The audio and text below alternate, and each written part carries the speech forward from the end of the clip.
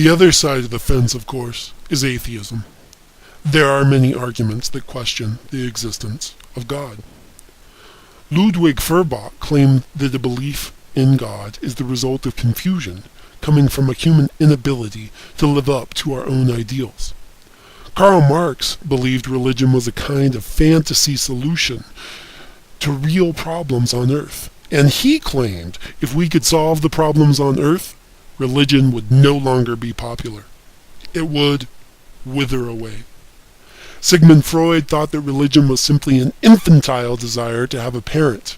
For Freud, religion and God were invented to fill this desire. Still, other arguments are kinds of reverse ontological arguments. These arguments claim that some part of our concept of God is somehow incoherent. For instance, God's omniscience is incompatible with the idea of freedom. The concept of omnipotence is criticized as incoherent, and God's omnibenevolence conflicts with the creation of the devil and hell. Each of these arguments is presented and considered in your textbook. In any case, perhaps one of the most consistent doubts about God's existence comes from the problem of evil, which states God's omnipotence, omniscience, and benevolence is not compatible with the idea of evil. In other words, if God created the universe, and if he is all-powerful and all-good, then where did evil come from?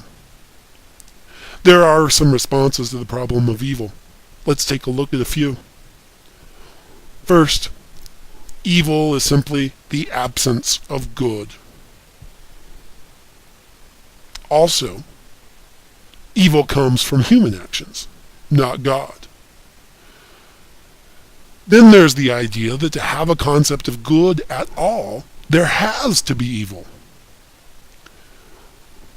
Also, adequate spiritual development for humans could not take place without evil, or God works in mysterious ways, and humans cannot hope to understand. Maybe you find these explanations for the existence of evil convincing. Maybe you don't. Or maybe you have your own explanation.